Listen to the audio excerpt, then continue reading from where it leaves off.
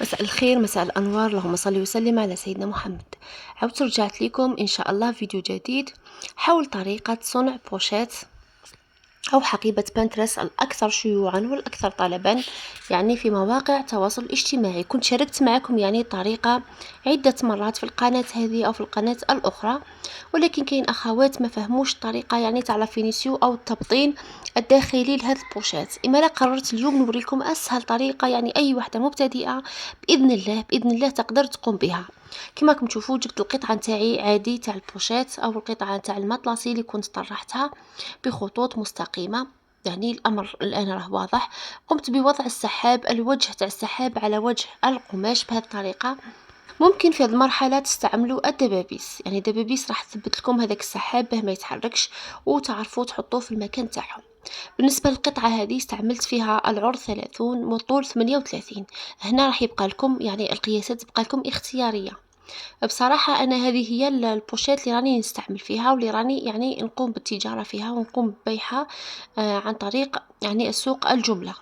بهذه الطريقة بعد ما نحطو السحاب الوجه نتاعو على وجه قطعة المطلسي اللي كنت طرحتها أنا كما كنت ذكرت من قبل، يعني الأمر جد سهل. نجيبو فقط حنا نستعمل هذاك لاوات نتاع الزورة يعني تكون متماسكة. تقدروا تستعملوا لاوات العادية يعني اللي تحب تستعملها عادي.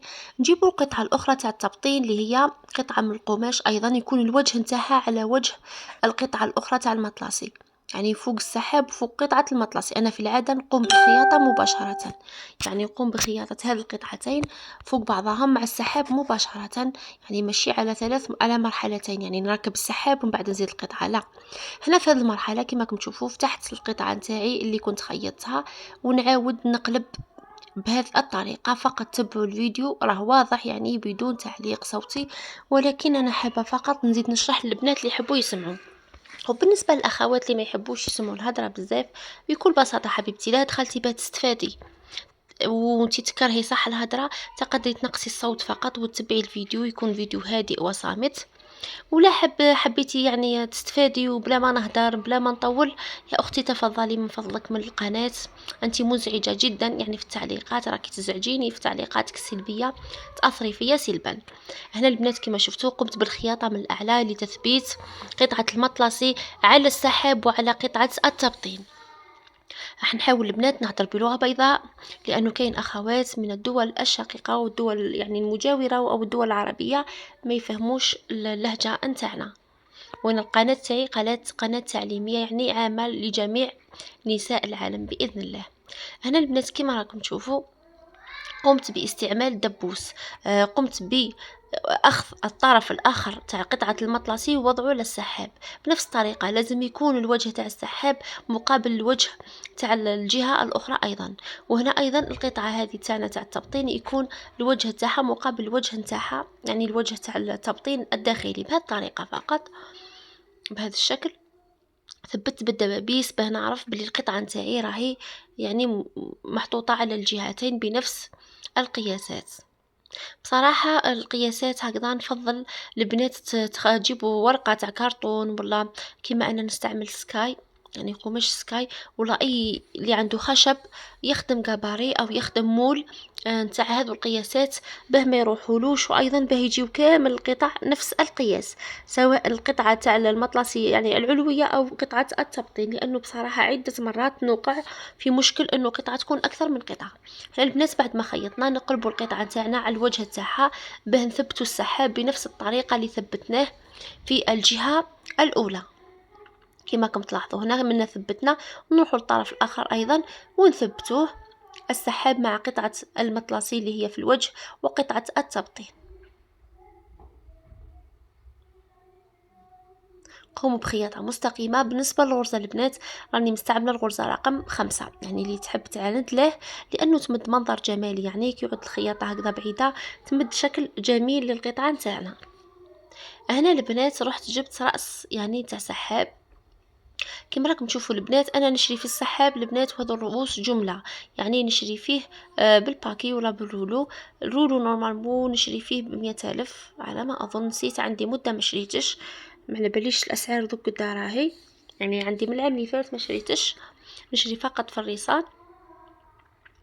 بهذه الطريقه البنات نقوم بوضع القطعة على الوجه نتاعها يعني فوق بعضها، نثنيوها بهذا الشكل.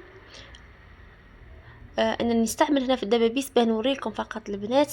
هنا استعملت هذه العفسه ولا الدبوس له باه ما تحركليش القطعه كي ندخل الراس تاعي تاع السحاب.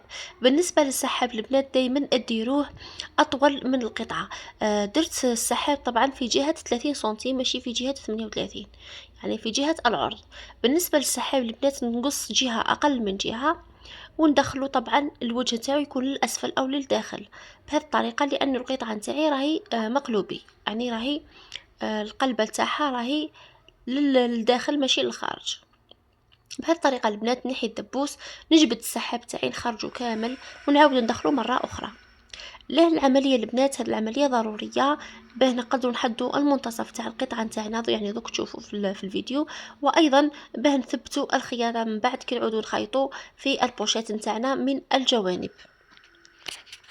بالنسبه للاخوات اللي كانوا حابين والله قالوا لي اعطينا معلومات على الدوره تاع السيغتات، بصراحه البنات السيغتات هذه بالذات مانيش بخل عليكم، والله ماني بخل عليكم، ولكن فعلا ما شفتش حتى قناه في اليوتيوب يعني دارت الطريقه اللي استعملتها انا، وانا ما درتهاش هكذا. يعني البنات قالش الواحد كما يقولوا فجاه والله جات واحده صدقتها عليا. والله البنات بعد تعب وعناء وتفكير وجهد، يعني جهد كبير، ويعني وكما نقولوا جربت عدة قطع به تحصلت على القطعة النهائية. على هذه من حق البنات نستفاد منها، لأنه كما نقولوا طريقة مبتكرة بلاك من عندي، والله كاين خياطات راهم يقوموا بها وما همش يشاركوا فيكم معها. بهذا الفكرة كما تلاحظوا البنات هنا حددت المنتصف باه نحط السحاب على هذاك المنتصف بنفس الطريقة في الجهتين. دوك نكمل لكم البنات على السيغتات فقط باه نشرح لكم. كما لاحظتوا البنات حددت المنتصف وحطيت السحاب تاعي فوق المنتصف. انا نحاول نسوي القطعه تاع المطلاسي كما قلت لكم البنات، كي نقصوا لازم نقصوا يعني القطع متساويه. انا بصراحه صرا لي هنايا ديكالاج كما ذكرتكم البنات، لازم يعني تكون القطع متساويه. هنا بعد ما ثبت حددت المنتصف تاعنا، راح نجيب قطعه حوالي طول تاعها هكذاك حوالي 10 سنتيم ولا 9 سنتيم. العرض ايضا اختياري، هنا البنات يعني بصراحه ديروا اختياري له. كاين اللي يحبوا يجي هذاك اللي نعلقوا به البوشيت رقيق، كاين اللي يحب يديرها يعني خشنة. الأمر راح يبقى لكم.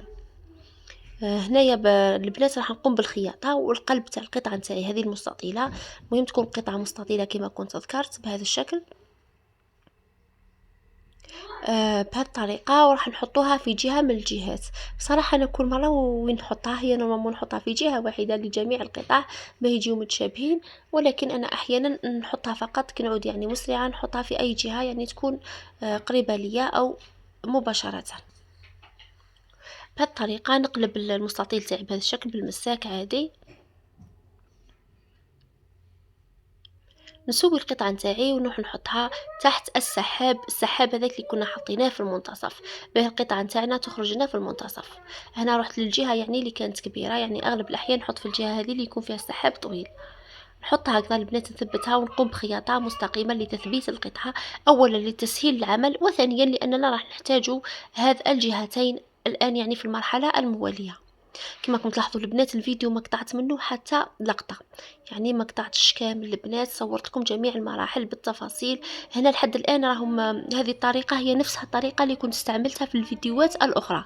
الفرق راح يكون يعني في لافينيسيون او في الطريقه تاع التبطين، يعني ماهوش راح يكون كامل داخلي، راح يكون فيه تفاصيل ظاهره. كما قلت لكم هذيك التفاصيل يعني ولا هذه الطريقه من التبطين راح نشاركها معكم للاخوات اللي يجيهم التبطين صعب يعني وما فهموش طريقه كيفاش نبطنوا، لانه بصراحه تحتاج تركيز في الاول باه تفهمي الطريقه. يعني اللي ما فهموش ما يفهموش، لا بالعكس الطريقه هذيك شويه صعبه نوعا ما وفيها يعني تفاصيل كثيره. هنا البنات كما راكم تلاحظوا عودت الخياطة عدة مرات على جهة السحاب.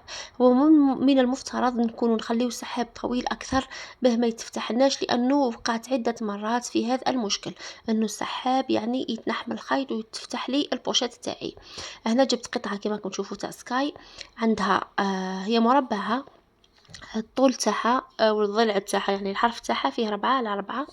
بهذا الشكل راح نرسم بهذا القلم. البنات القلم كنت شريته، القلم تاع القلم اللي يرسموا به تاع الخياطة، يعني قلم خاص نظن 20 في هذا القلم ولا ما شفيتش البنات، يعني كنت شريته بصراحة ما عجبنيش لانه غير عملي بالنسبه ليا يعني، والله اعلم.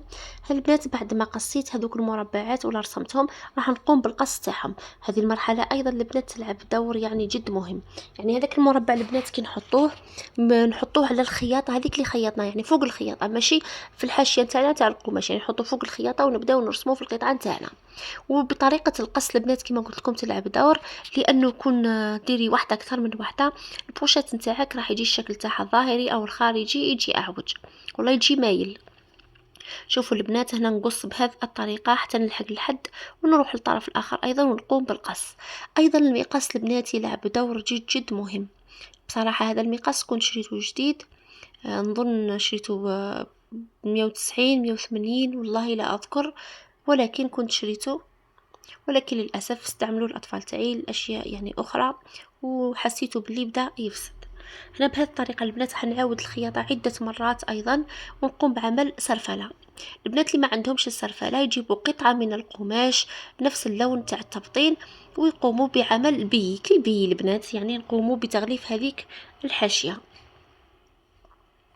بهذه الطريقه. واللي ما تعرفش يعني تستعمل به تقدروا تخليوها يعني بنفس الطريقه اللي تخليوها بدون سرفله، وتجيبوا يعني فقط بريكه او ولاعه وتقوموا بحرق هذه القطعه فقط باه تبقى يعني ما تتفتحش. هنا كما راكم تشوفوا البنات نحطوا القطعه نتاعنا الجهه هذيك اللي درنا لها السرفله في المنتصف ونقوموا بخياطه مستقيمه يعني بهذه الطريقه.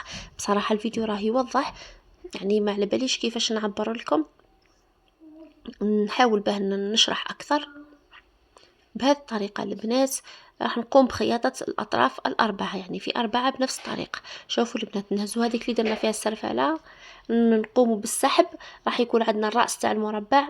نحاولوا البنات دائما البنات، يعني انا وقعت في هذه الاخطاء ما نجبدش القطعه تاع الخارج، يعني هذيك ما نجبدهاش جيدا، كي نقلب نلقى روحي مانيش حاكمه على القماش. على هذيك حاولوا تخليو حوالي هكذا قريب 1 سنتيم البنات يعني في القطعه نتاعكم باه تضمنوا بلي راكم حكمتوا القطعه الخارجيه يعني اللي هي راهي لداخل الان. بهذه الطريقه البنات. والخياطه ايضا اللي تحب تعاود الخياطه عده مرات بصراحه انا نحب نعاود. لو داري ايضا جد مهمه، لو داري اللي هي نقطه او خياطه الذهاب والاياب في البدايه وفي النهايه. شوفوا هنا البنات لقيت باللي القطعه نتاعي ماهيش محكومه في الطرف الاخر، راح نحاول نحكمها مره اخرى. بصراحه هذه تولات لها قبل ما نكملها، هذه من بعد البنات راح يوقع فيها مشكل، والقطعه هذه صعبه تعاودي تحليها وتخيطيها. على هذيك يعني الانسان يتولى من الاول يكون ليه افضل. بنفس الطريقه نقوم بخياطه الجهه الاخرى بهذه الطريقه، نخليه 1 سنتيم. البنات راكم تلاحظوا بلا نخيط يعني بالراس تاع آلة خياطه تاع السحاب، بصراحه ساعدني وانا يعني نستعمل السحاب بزاف يعني، وكنت يعني نعجز باه نبدل كل دقيقه خليته راه مساعدني يعني جيدا.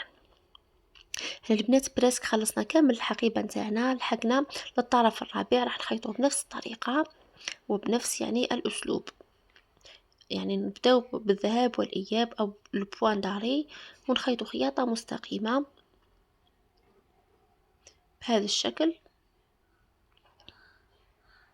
والان نروحوا نديهم لآلة السرفله. كما قلت لكم البنات اللي عندها آلة السرفله تروح دير، ولا السورجي اللي ما عندهاش البنات تجيب قطعه اخرى من القماش ديرها كالبي، ولا تقدروا تخلوها كما راهي البنات عادي، لانه للتسويق فقط. حاولوا تحرقوها هكذا بالبريكي ولا يعني اللي فيها خيوط وتتخلصوا من الخيوط الزائده بهذا الشكل البنات.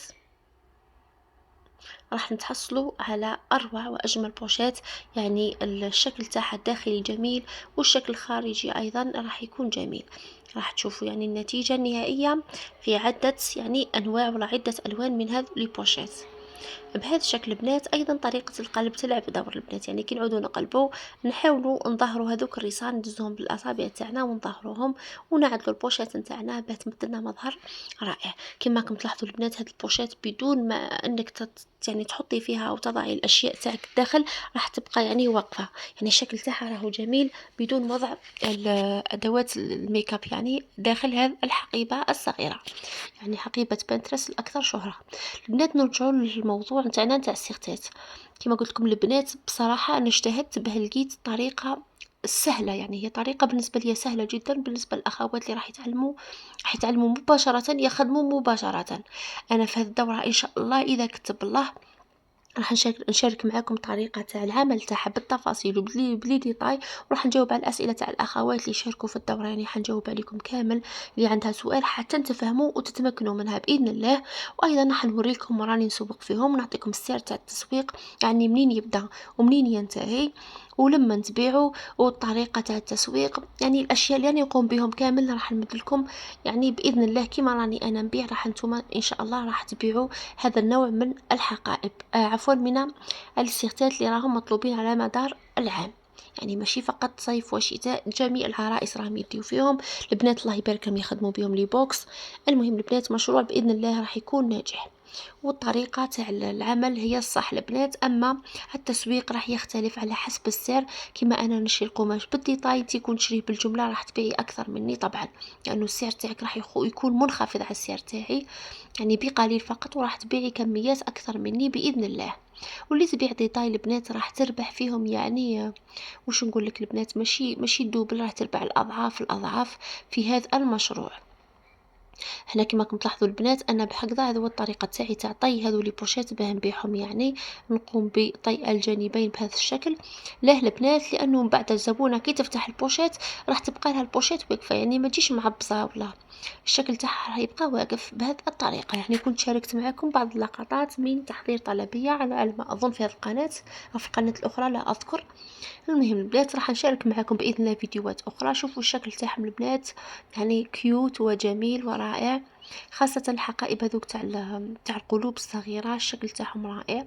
وايضا هادو سامبل، بصراحة انا البنات كما شاهدتوا في بداية الفيديو نخدم فيهم شغل بوكس مع سيختات نتاعهم مع اليدين، وايضا مع البابيون لا شوشو لحساب طلبية تاع الزبونة نتاعي.